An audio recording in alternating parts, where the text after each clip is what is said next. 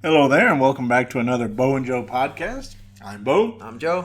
And today we thought we'd kind of take a little break from the weird and obscure that we normally do. Yep. So for the folks who are listening to us, first off, thanks. Yeah. But we want to make sure that everybody understands that realistically we're just two guys who come together to talk about things. We're not experts in anything that we talk about. And sometimes we get a little crazy. We say, we make jokes. So if you're here for educational purposes, good luck. If you're here for entertainment, we'll do our best. That's kind of what we're aimed at. So speaking of entertainment, Joe, I thought this would be. It's been all over the news lately. Mm-hmm. It's been kind of a huge deal. Bane of my existence. I don't know about that. Yeah. I don't think it's been necessarily a bane, but. The listeners already know based on the title of this, but right. Let's talk about the finale for Game of Thrones. Yeah. So I don't know that we're going to make a whole hour out of this. Yeah. But hey, every once in a while, short won't hurt. Yeah. If we go short. Yeah. But so spoiler alert for everybody who is coming into this. If you have not seen the final season, actually I'll say the final 2 seasons, just so we can have some space. Right. Don't listen to this. Yeah. Come back to us after you have. Yeah. Pause now, watch, and come back. I like that. That's a better alternative. But so we're going to be talking about what has happened these last 2 seasons. Oh God. And apparently Joe is already fretting this. Yeah, man. So let's go back to let's work in reverse order. Okay. So we know that in the end, you guys have been warned. In the end, we know that Jon Snow kills Daenerys. Yep. Did you see that coming? I mean, okay, no. Short answer. Okay. But at the same time, it felt like a cop-out. Really? Why a cop-out? Well, I mean, if you look at all the story arcs from the beginning of the seasons, in the books as well, I've read at least the 4 books, not everything, but the 4 books.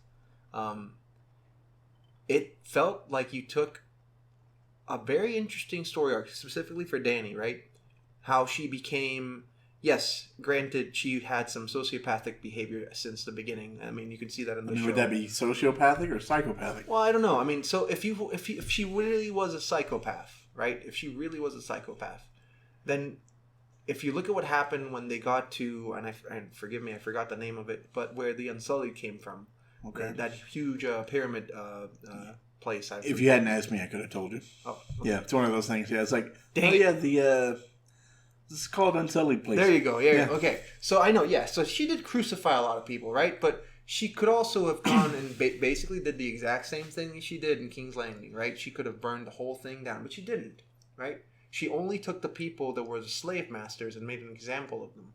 You're talking about in the original city. No, yeah. Well, yeah. Well, in the beginning, I think that was season 4 or 3. It was early, yeah. Early, right? It was a long time ago. So that one, if she was a psychopath, she would have laid waste to that whole thing. Because if that's an example of a bad place, apart from King's Landing, it's that.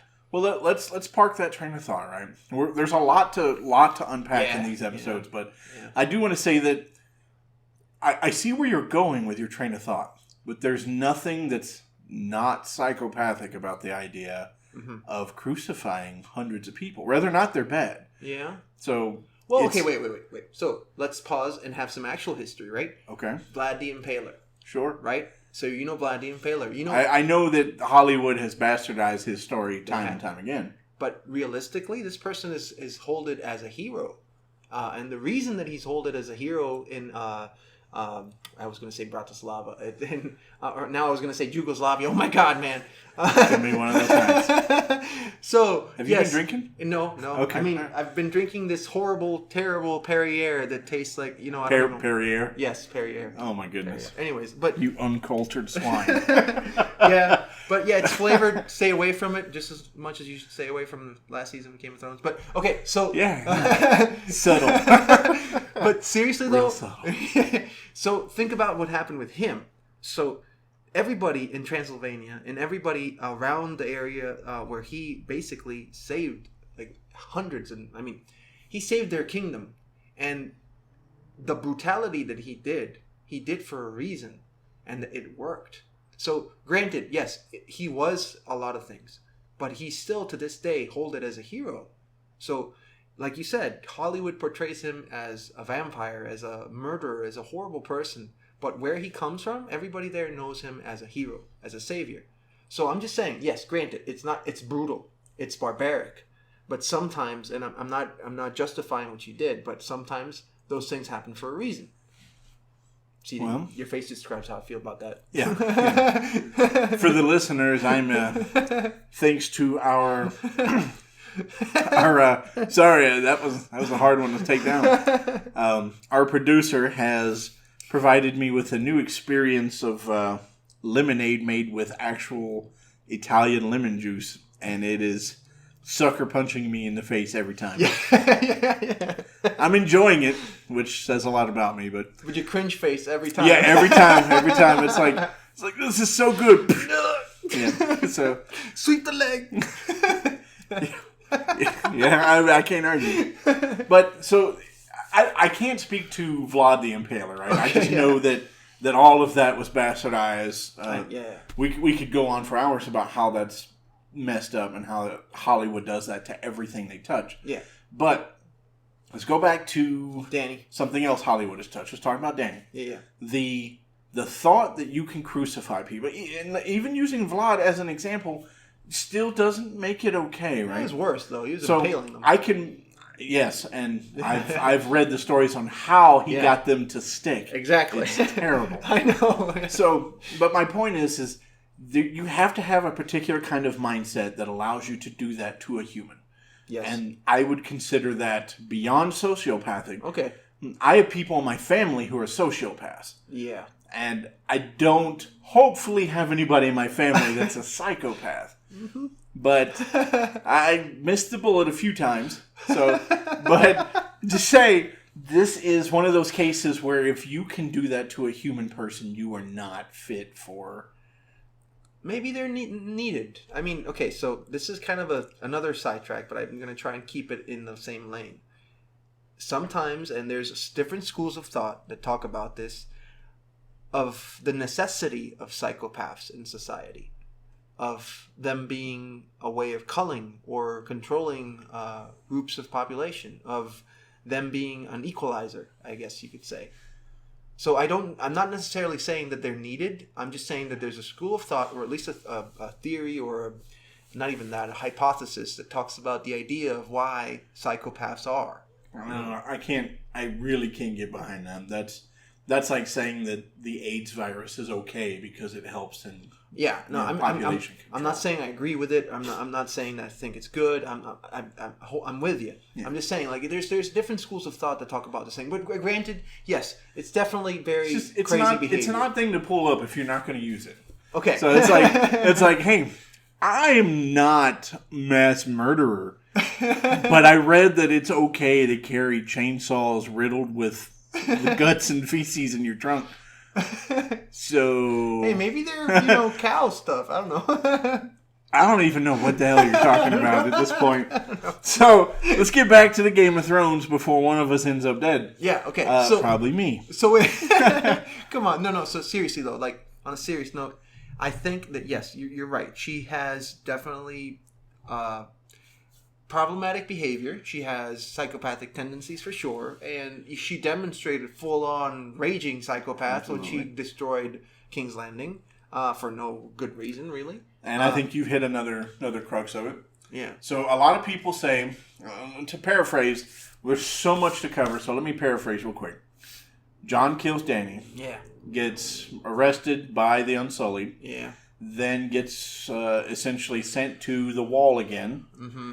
And Tyrion also resigns as the Hand and gets put in prison. And then nominates, of all people, Bran for king. Yeah. And almost everybody agrees to that. In that alone, I could probably talk for an hour. Yeah. Yeah. That is the most asinine writing I have ever seen. Agreed, man. In my life. Yeah, agreed. So, for the listeners at home, if you have finished the Game of Thrones, and I hope you have if you're listening, otherwise, oops. Yeah. But, super big oops. Super big oops. Disregard everything I said. It wasn't true. And go back and watch it and then come back and find out it was true. Yeah, exactly. But my point is did I see John killing Danny? Absolutely. That really that's the only thing, the only way this was going to end. Really? So one of the big famous memes online, right? When this aired was a picture of Ramsay Bolton eating a bratwurst, looking at the camera, presumably talking to Theon. Yeah. And he says, "If you think this has a happy ending, you haven't been paying attention." Mm-hmm. That's really thematic of all of Game of Thrones, the show. No, I agreed. But it did have a happy ending. If you think it's not supposed to. I know. And it wasn't. I don't know if I would call that a happy ending, if I'm being honest. Sort of. I mean, there's so much wrong with that final episode. Yeah. And I want to touch on some of it here and then, step a little back. One of my biggest complaints about this isn't that he killed her. That made sense. If you've read the books, they've been leading up to Jon was supposed to be this character they call Azor Ahai, who was going to have to make a huge sacrifice for the benefit of the... Yeah. So that happened. Yep. It didn't happen in a meaningful way. Yeah. That's a huge thing. One of the major characters of this show died, and it was so quick, and it felt completely emotionless. Yeah.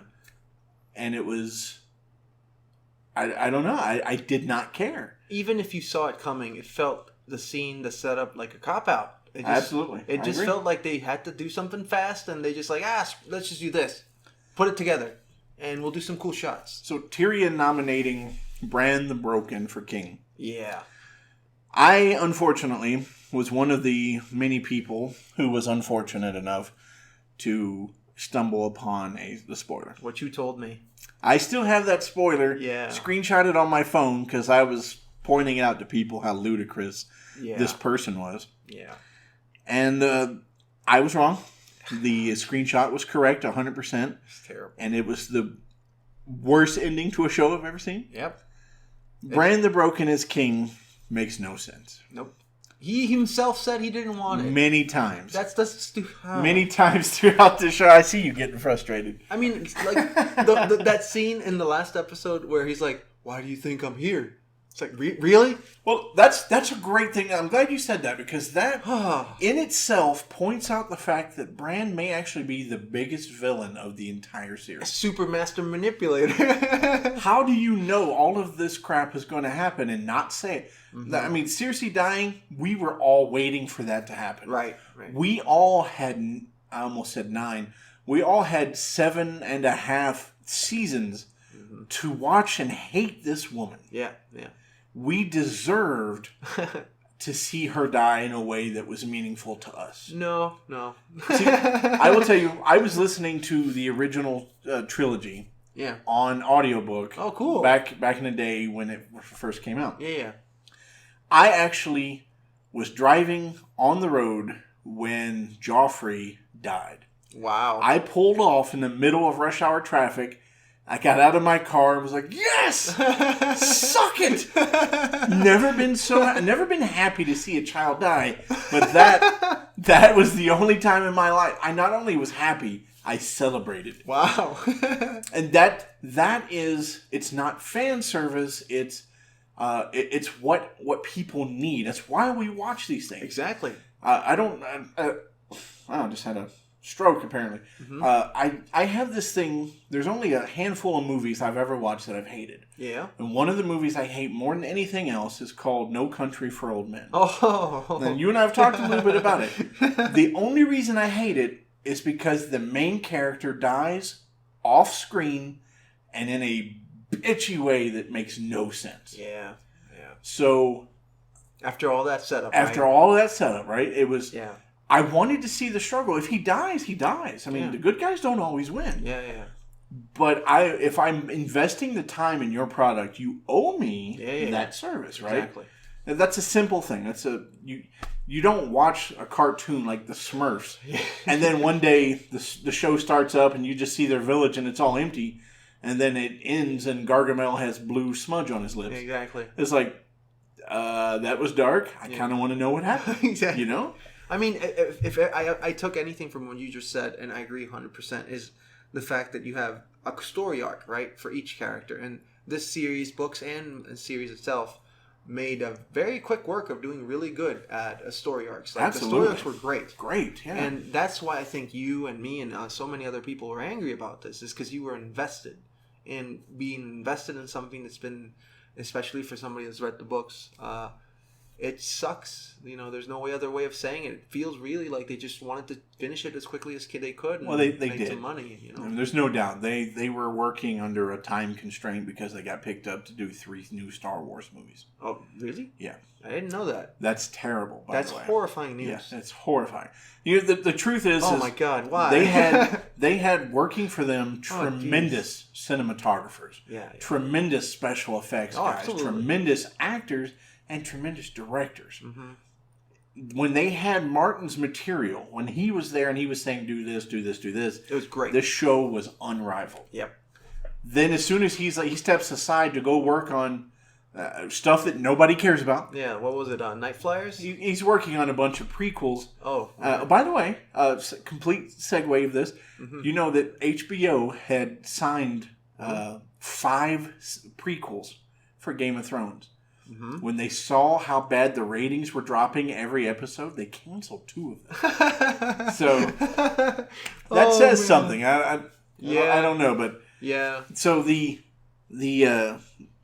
John Daenerys story, I feel like that was always going to be the ending. Okay. But I have a beef with Bran the Broken. Obviously, like you said, he said that line, and I was like, "Are you kidding me?" Yeah. That makes Hitler look like a schoolgirl.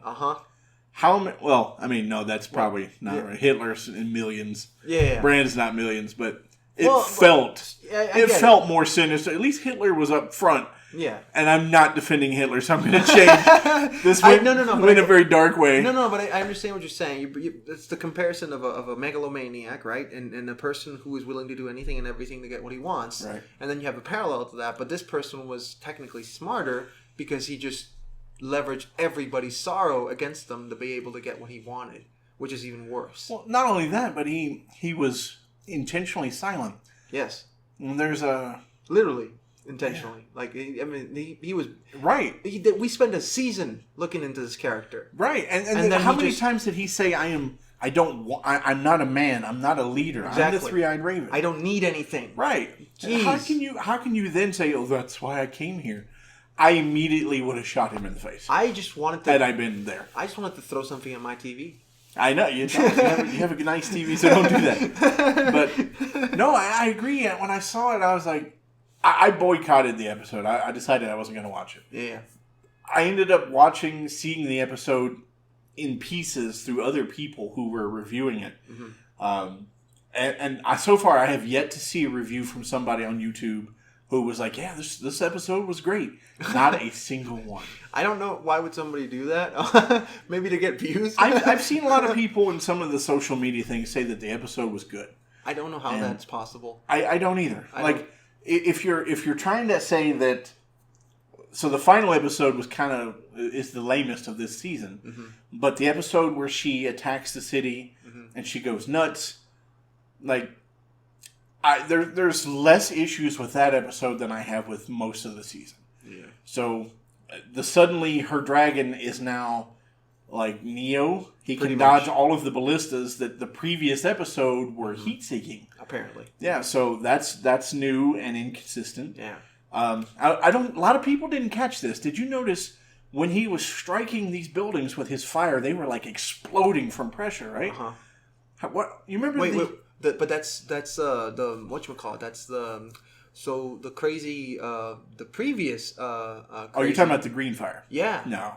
That's what it was? No. So there was scenes with green fire in it. But when he strikes the turrets that have the cannons on it, like you literally see he'll strike it and that whole turret just falls, collapses. Okay. I forget.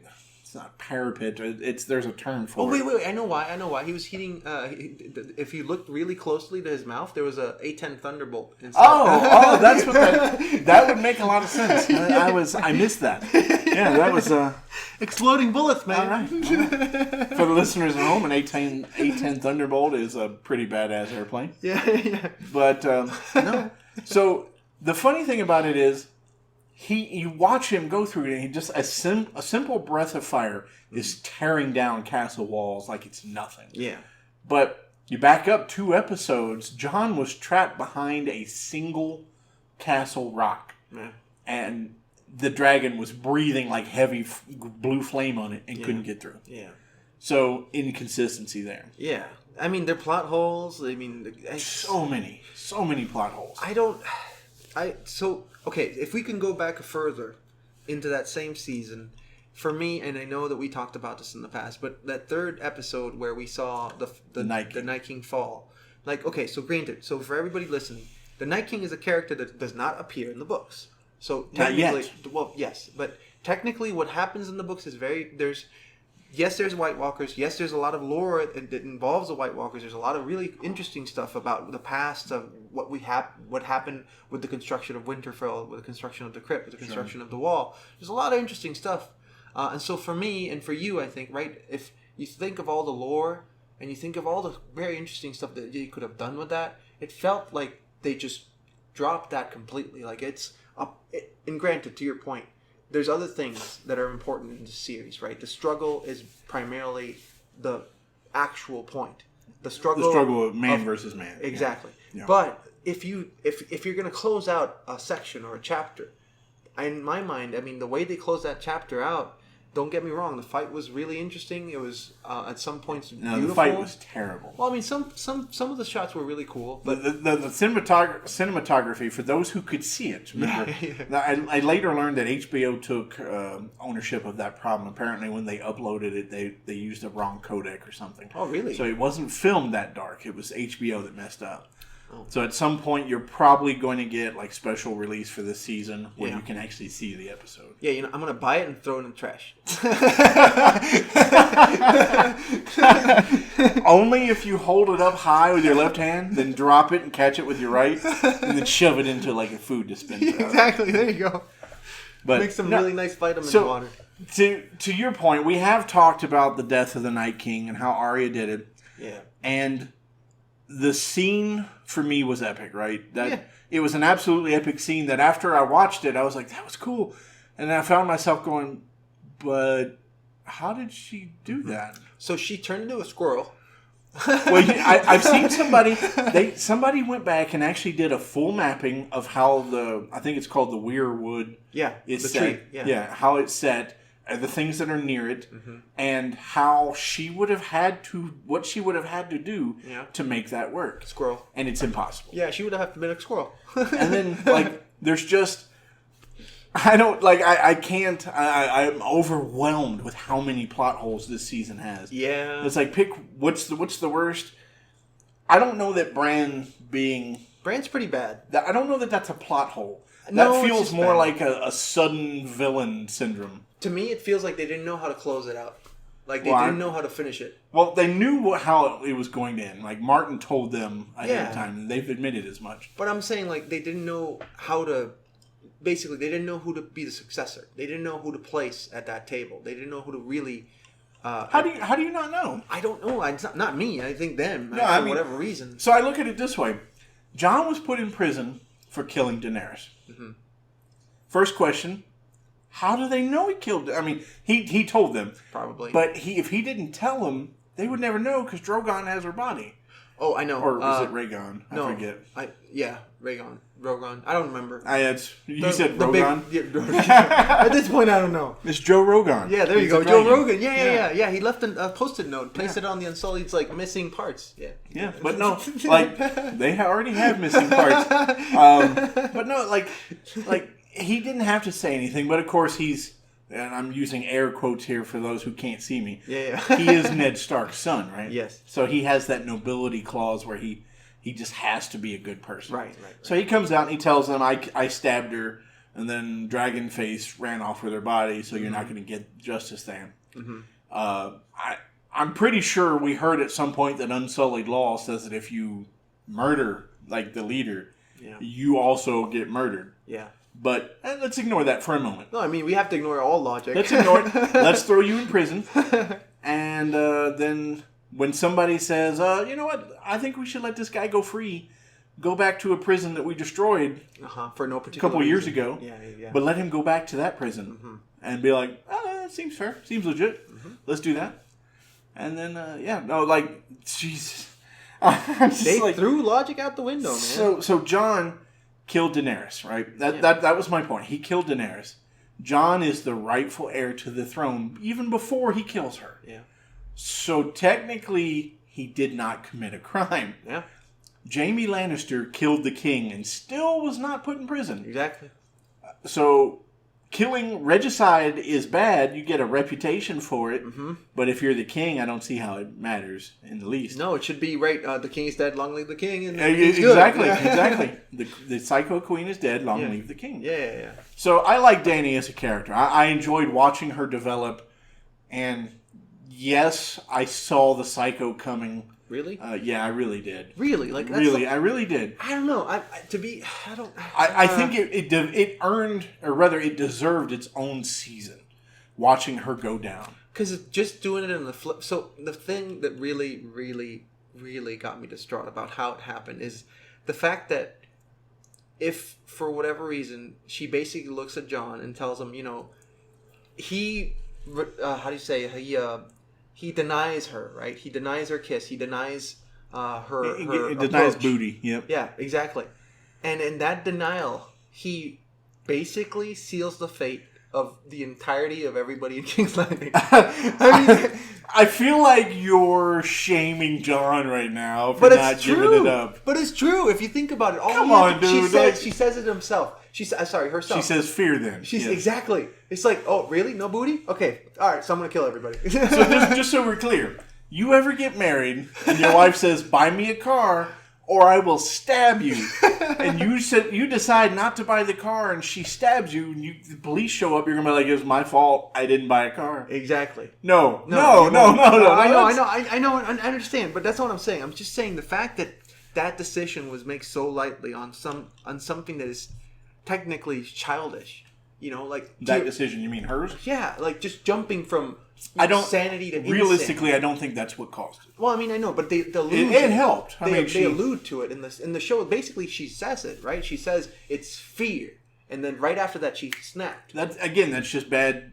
It's just bad writing. Yeah, it's just bad writing. And so there's that whole thing is if bells ring, it's peace. Don't attack. So she sits on her dragon long enough to wait to see if they ring bells. Right. Bells ring, and then she's like, murder everything. Yeah, exactly.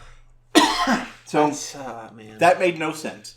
How many times did she say, I don't want to be the Queen of Ash? Yeah, exactly. But she clearly was. And then the whole thing with Arya, like having Arya, the idea of having her visualize it and feel this personal experience of all this death and tragedy for nothing. Because it really was for nothing. I mean, if we're going to be honest, the final season of Game of Thrones could be summarized as for nothing. Literally. So there's no point. The Night King story was for nothing. Exactly. Yeah. Exactly. The fact that she was this badass assassin who could change faces for nothing. Exactly. Because she never did. Exactly. Well, no, she did once. The Frey massacre. Excellent. Yes. Horrific. Yeah. To use one of your words. Yes. That is so masterful that that's something a lot of us will never forget. Yeah, that's good writing. That is right. That's such an egregious thing. Yeah. It was great. It was really good. Like I didn't see it coming. No, me neither. So when it happened, I was like, "Whoa, that's amazing! Yeah. Great, Arya's badass now." Yeah. And then nothing for. Exactly. You see her; she suddenly becomes full of herself. And she's not pompous, but she kind of is. A little bit, yeah. Yeah. So, but I like Arya. I liked watching her develop too. Mm-hmm. Her turning Gendry down. That was probably one of the more sensible things I saw them do. Yeah. She's never been, the lady. She says that. Yeah. And that makes sense for her character. Yeah. She's one of my favorite characters in the whole thing, man. I didn't know that. Yeah. I really enjoyed her story arc. Even though, technically, in the books, she's younger, right? She's a lot younger. Yeah, she's like 10 or something. Yeah, which is strange. But at the same time, it was a very interesting story arc. Like the idea of what she had to go through and all the struggles. And yeah, it's great. It was good. But I really don't get why you would show all these scenes of her helping people and the people dying and all this other stuff. I think it was filler. It felt like filler. But I mean, really, you have 6 episodes and you're gonna have fillers? Well, you That's know, ridiculous. HBO wanted 10 seasons of 10 episodes apiece. There you go. That makes sense. That would have made sense. Yeah. And it was the writers or the directors, D&D. Yeah. Or I think it was the writers or whatever. Yeah. They came out and they said, no, we can do this in like 5. What? And then HBO apparently complained and got another couple seasons out of it. Yeah. But and pretty much from that point on, it started going down. But oh, jeez. So the Arya thing, the way that ends, the second to last episode, where she sees the white horse, a big deal is made about this horse. Yeah. She gets on the horse, which a lot of people theorize was Bran. Oh. Oh, I see. That would make sense. That would make sense. In some weird way. We hadn't seen Bran up to that point, so at least I don't think so. But that would have made sense. Her riding the horse off. They don't ever, in the final episode, you don't see it. Like, she rides out of the city. Yeah. But in the final episode, now she's back watching Daenerys be Satan. Right. You know, in the book, she was a warg? Yeah. She used to, what was it, Nymeria she used to jump into? Yeah. Yeah, that was never...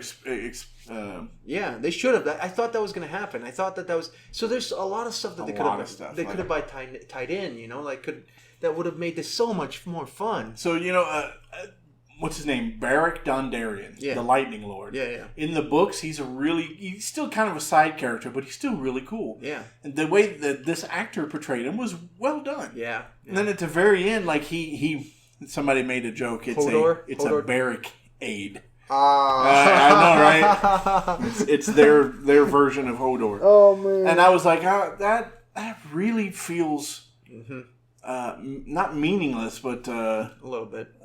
What's the word? Stunted. It just didn't Fruitless. feel right. Yeah, actually, it didn't feel right. Right, for a person of that caliber, like at least of what we've seen. So I will say my favorite character obviously was Jon throughout this whole thing. I associate more closely to the way he thinks, but I think my second favorite, surprises some people, was Jaime Lannister. Jaime, huh? Started out as a complete asshat, and then suddenly we get like 4 seasons of development of a man who is seeing things and like realizing he's wrong. And then he finds Brienne, and I got to say, him and Brienne was absolute fan service. I hated it. There was no point to it. There was no point in it. I mean, Jaime that doesn't make sense. Who was it?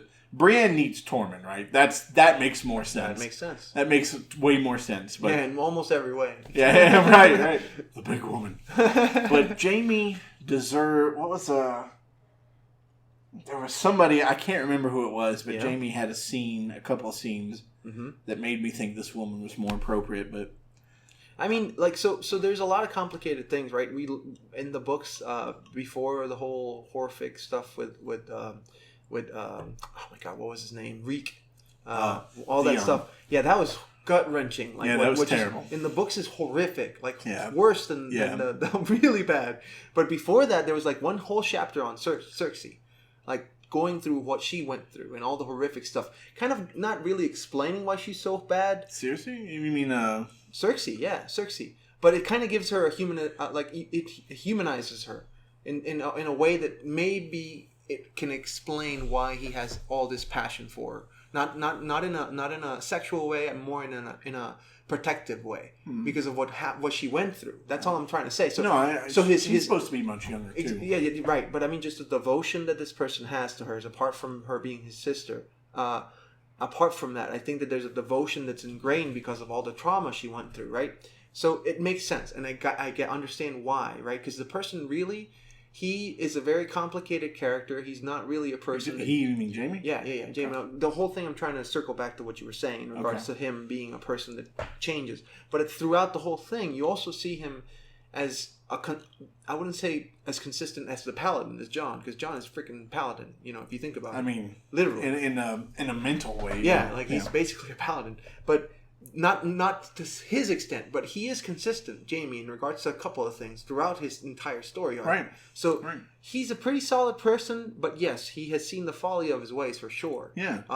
But so his whole arc ends up meaning nothing. Exactly. Yeah. Like that scene where he's like, I got to go back to Cersei. Like, that felt so unlike him that I almost didn't recognize the character at all. Yeah. And there's no point, really, to do what he did. No, there was something in me that hoped that Cersei... So, the Valonqar, I think is what it was, in the book, there was a prophecy. Cersei was given a prophecy from the witch that she would die from at the hands of a younger brother. Yeah. So, a lot of people theorize it would be Tyrion... But I really feel like Tyrion's killing days were over a while ago. Yeah. So I was looking forward to watching Jaime hit the pinnacle of his character arc of change, ending Cersei for the betterment of the world. See, that would have been an amazing, right? I mean, that's maybe a lot of people would have been like, I don't, Jaime doesn't deserve that or whatever. But what we saw was way less satisfying. Wait, poetic justice. If they would have jumped off together. That would have been poetic justice. That's how their most recent son died. Yeah. That would have been poetic justice. That's true. I didn't think about that, but he hugs her and then jump out together. Since we're still talking about Jaime and Cersei, I want to segue a little forward where Tyrion magically finds their body after he moves like 2 bricks. So that is so terrible. Like, they literally could have sidestepped 5 feet and not have died. Like, the whole chamber was empty. It's like, really? It's so ridiculous. You should have hugged them over there. Like, it's so bad. And of course, this season they found, they had the Starbucks cup during the Stark meeting. Yeah. Then they found bottles of water during the final. What the heck, man? I mean, they had one job. They must have let people go or something. I don't know. I don't know. It's a sad thing. It's a good story. There's a lot of stuff that really, in the end, it's gut-wrenching because you have a very, very long and deep lore, and then you take and you basically shove it down the toilet. I think this is going to be another loss. This is worse than lost because this is something that has both an audience in the visual aspect and an audience in the literary aspect, and they've tanked this, man. From a literary standpoint, unfortunately R.R. Martin has already said that Bran being the king was always the plan. Oh my god. I'm hoping that the rest of the details will change. Yeah. For example, they didn't address the Valonqar at all in the show. Right. The prophecies are. I mean, almost it all was the mentioned prophecies. Once. Yeah. Not just that. Almost all the prophecies. Almost all the interesting stuff that we know about, that all the myths and legends and all that stuff. Nothing. So Kat Stark is alive in the books, or at least she was last time I remember. She's the Grey Lady, I think they call her. She got brought back by the Lord of Light or whatever. Right. We don't even. There's no reference of her past the day she gets her throat cut. There's nothing. That's what I mean. Like, there's so much cool stuff they could have done in this last season if they would have just thought about, they didn't really need to go outside of the old. Of the old content. Like, they could have just used some of these legends, and then just close it out in a very interesting way. Like I said, they were in a hurry.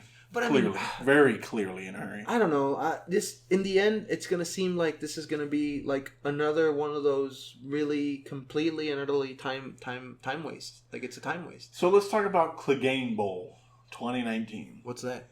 Oh, right. He's like, what's that? Okay, yeah. So the Hound versus the Mountain. Mountain finally takes his helmet off. We see Darth Vader. Yep.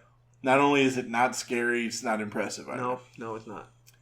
With the helmet, he looks intimidating. Exactly. Without the helmet, he looks like he probably eats cheeseburgers 17 times a day. Not that. He looked like he had, maybe ate like a bee and some shrimp and he was allergic. Why can't it be both? I mean, maybe. Hamburgers with bees and shrimp. There you go. That's an interesting combination. It was really, really bad. Yeah. His makeup job, I gotta say. Yeah. I'm glad that the actor was there to be part of that. And I've always been a Hound fan. I always felt like his attitude was just a slight bit over the top. Mm-hmm. But that scene at the very end where they march through the city, like, I thought some stuff is going to get messed up. Uh-huh. You get both of the Arya and him together. Exactly. I was looking forward to some killer fight scenes. Yeah. It didn't happen. And then finally he's like, don't be like me, kid.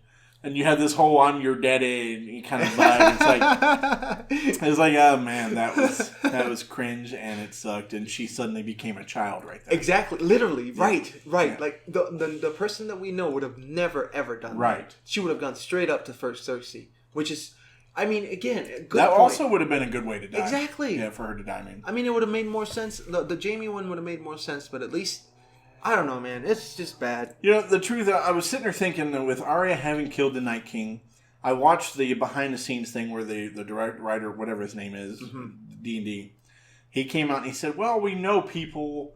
We've been building up Jon for all these seasons, and he's kind of a fan favorite, but we thought we would just subvert your expectations and let Arya be the one who kills him. Nobody, other than people who saw the leak, who saw leaks of it, I mean. Yeah. Nobody would believe that Arya would kill Night King because it's always been Jon's story. Yeah. You know? Literally, yeah. And it's like it felt completely stolen. Mm-hmm. It was a cool scene, but afterwards it's like this whole season, Jon was a secondary character. They basically just, I think, for lack of a better word, just decided to throw a complete story arc in the toilet.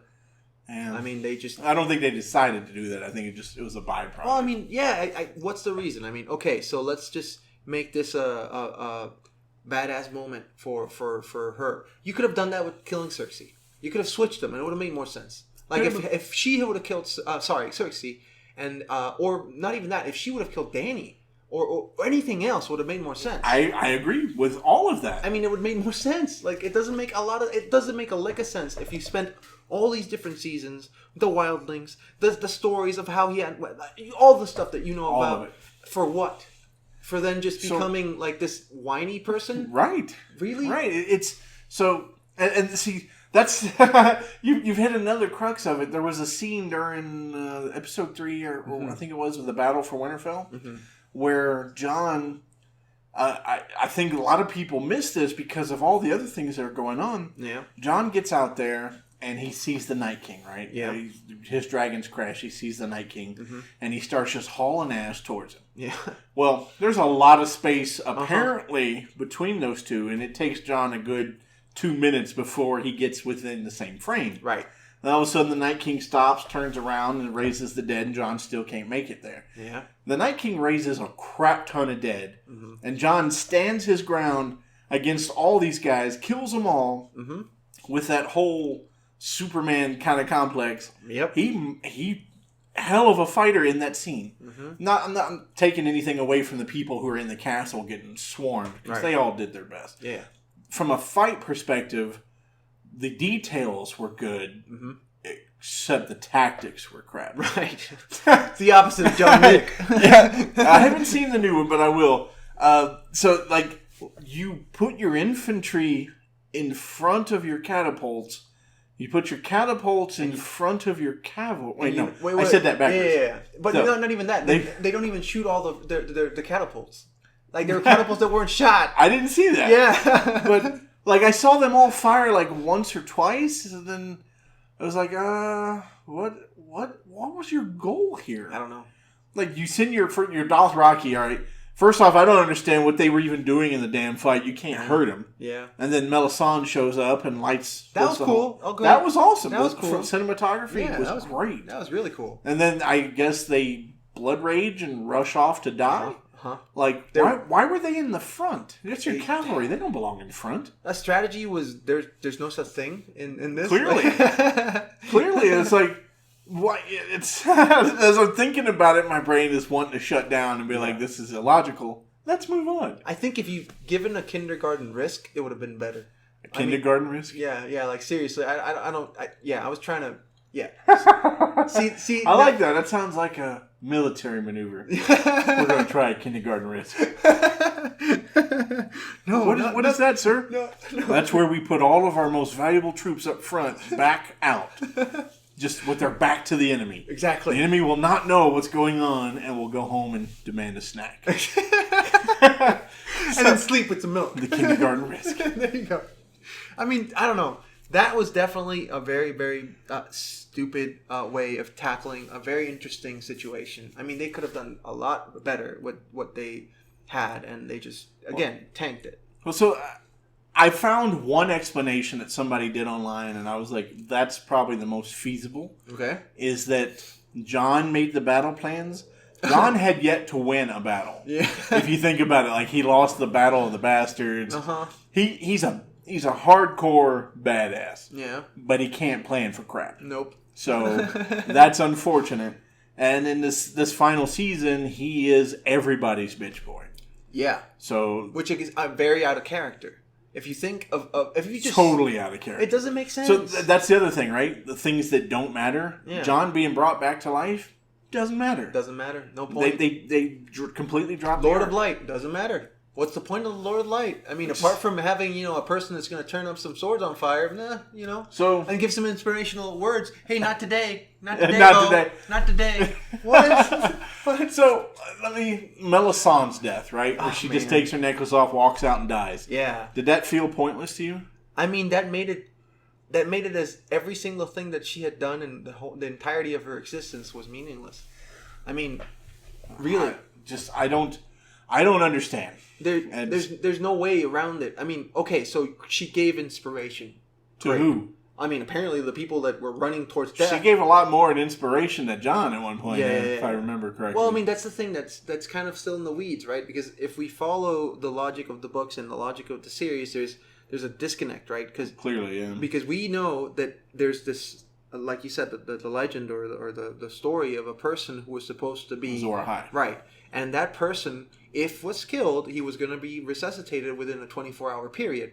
And technically, if you follow what happened in that scene in the show, he actually gets revived the other day. Yeah. So the following day. It's reaching saying that it was 24 hours, but no, I understand what you're saying. So we don't really I'm know. I'm totally okay with that. Like, she was shocked that she couldn't bring him back. So I'm okay with that. That seems like something you could have addressed in 5 minutes. Exactly. Yeah.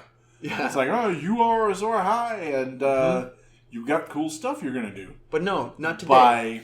Not today, the God of Light. Exactly. Yeah. It's basically like if they were evangelists, and at the end of it, it was like, yeah, it's cool ride, it was a good ride. We had some jets, we had some fun, light some stuff on fire, and then I'm just gonna take out my stuff and be pointless. Like, it's just pointless. I don't know. I'm gonna be honest. I have no idea what you just said. I don't either, man. Okay, all right, then we're on the same page, I guess. Not sure of the book, but I mean, it's not really a book. It's more of like a wave. But yeah, keep going. No, I'm like, all right. So Melisandre's death to me felt useless, and pointless, and I understand why Davos wanted her dead. Yeah. But her just taking the necklace off and walking out and crumpling that to me felt the definition of rushed. Yeah. Yeah. What Jorah Mormont's death, while filmed incredibly well, I don't know. Like, I don't have any bad things to say. Jorah was a cool character, so it sucks he's dead. Yeah. But I don't have any bad things to say. Yeah, it's not like what happened with Melisandre. It's not like what happened with Dondarrion. It's just it really makes it so that all these different arcs, all these different basically narratives, just are useless. Like, why would you even care of all this lore and knowledge and myths and mystery about the Lord of Light to just light up a few swords on fire? I mean, so then you're saying that, just to paraphrase, which it's getting hard. Yeah, totally. You're saying then that your feelings on the finale, the entire season 8, was that it was all bad, ended badly, was rushed, and how do you feel about the idea of prequels? So, so I love Valeria. So if they do anything of the time of Valeria, I'm in. Because if they follow at least some of what the legends foretold about the Valerian times, that might be interesting. If it's not written by those dingleberries. I don't think it will be. Yeah. If it's not written by them, then yes, I'm in. I would watch it. If it's the time of Valeria, that would definitely be interesting. Or the time of Brandon the Builder and that stuff, that would be very interesting too. Like you told me once, right? I learned this from your revelation. Apparently, I like high fantasy. So if they do something like that, then I definitely am in. But as far as this, to me, it feels like if you take a rope and you've been laying this very, very long rope for a very long time, and then at the most important point, you see all the strands breaking apart. Because that's basically what happened. Like each one of the strands of the rope just completely discombobulated, Yep. It's sad. That makes sense. It's very sad. So, but yes, to your question, I would definitely watch some prequels if it's not written by them, touched by them, not even sneezed on by them. And if it's Valerian and the Valerian times before the volcano stuff and explodes, that's definitely be cool, man. Just to see what happens. So, I gotta say that this season, from a writing and character development or character arc standpoint, is among the worst I've ever seen in my life. Which is gut-wrenching. It's really sad. It's Yeah. really sad. So I would say this was a terrible, terrible ending. Terrible, terrible writing. And the damage to me is that I really don't care about the prequels now. It's just one of the things. It's like, all right, you've now, admittedly, it's potentially just two guys that did it. Yeah. But you've now put me in a situation where my 7 years of my devotion to your show, and devotion is not a good word. I get it. My time allocation to you and your show is rewarded by you thumbing me in the eye. Yeah. While, again, you could argue that it was just those two guys that did that, I'm also looking at this going, what are you going to show me? Why am I going to watch a show about something I already know how it's going to end? That's a good point. See, now you just crushed me. See, that was not my goal. No, you're right. There's no point. So let's just finish with this, right? Let's just take the whole thing, put it in a blender, make a smoothie, drink it, and poop it out. Because that's basically as worthless as it is right now. I kind of feel like they did that. Yeah. But you know, it's funny you said that. You said, it made me think of, for our listeners who maybe don't know, somebody started a petition online that it was, the title of the petition was literally remake season 8 of Game of Thrones with competent writers. Wow. And they said they would petition directly to HBO if they got a million signatures. As it stands right now, they're at like 2.3 million. Oh my god. Dude, people were not happy with this. Okay, so here's the thing. I don't have $600 million. Well, yeah, I mean, that's the other thing, right? So, I mean, I've seen that some of the actors from this had actually come out, like Jon Snow before, or rather, Kit Harington. He went on record at some point and said, hey, if you guys don't like the show, the way the show ends, well, tough shit. Okay. That was him saying that. Okay. Then there was the girl who played Daenerys, Emilia Clarke. Yeah. There was a scene where she was with somebody. I want to say like the girl plays Missandei. Her friend? Yeah, I might be wrong on that. Yeah. But she's at an interview and she's laughing, and the interviewer says, "Was this the greatest season of Game of Thrones that you just finished recording?" I saw that. Yeah, greatest season ever. And literally, she says greatest season ever with as much sarcasm as you can fit into contractual obligation. Exactly. So, I think if you look at sarcasm in the dictionary, her face in that scene pops out. I imagine it would. Yeah. So what's his name? Grey Worm, the guy who played Grey Worm, who is also a rapper, by the way. Oh, interesting. Yeah. He when he was told that people were upset with it and they had this petition going, all he could say was interesting, and then got in his car and drove away. Right. Yeah, he got paid. He doesn't care. Exactly. Speaking of paid, Lena Headey, the woman who plays Cersei, she got paid $1 million an episode this season. Holy mackerel! All she did was drink and get hit in the head by a brick. Yep. I am in the wrong line of work. I'll just throw that out there. Yeah. I'm in the wrong line of work. No, I mean, I definitely, wow, $1 million an episode, that's a lot of money. Well, granted, it was only 6 episodes.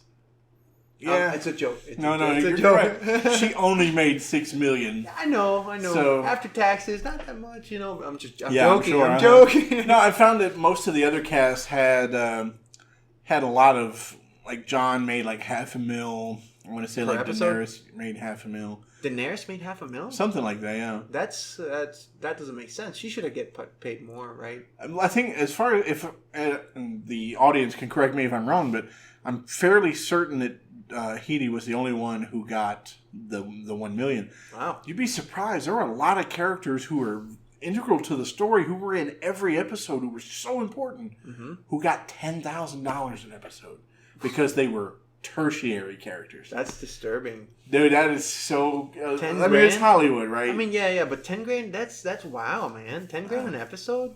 You know, I was thinking of the guy Sam who plays Samuel Tarly, right? Yeah. Like I'm pretty sure he was one of the guys that only made 10 an episode, and wow. And I don't know that I'd say he's integral to the plot. He was a few times, but he wasn't in that many episodes either. Well, there's that too, right? Yeah, but, ouch. But then I got to thinking is.